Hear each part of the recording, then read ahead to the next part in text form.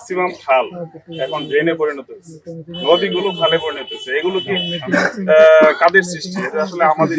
আমরা মনে করি আমরা যেটা আমাদের জায়গা, এই জায়গার পাশে যে খাল, এটুকু আমরা একটু 10 ফিট 2 ফিট 5 ফিট করে দখল করতে করতে আমরা কিন্তু খালগুলো দখল হয়ে যাচ্ছি।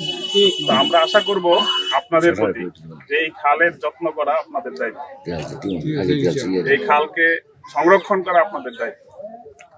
আমরা আপনাদের প্রতি অনুরোধ করব যে যার যার অংশে এই খালগুলো যাতে সংরক্ষণ হয়, ভরাট না হয়, এটা সংরক্ষণ করার দায়িত্ব আপনারা নেবেন।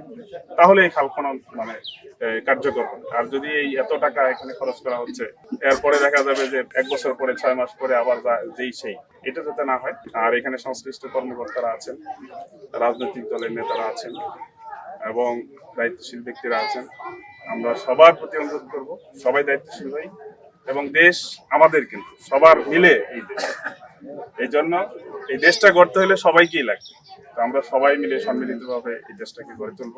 বাংলাদেশ জাতীয়তাবাদী দলের সরকার, আমাদের প্রধানমন্ত্রী জনাব তারেক রহমানের সরকার, জনবান্ধব সরকার এবং কৃষকের সরকার।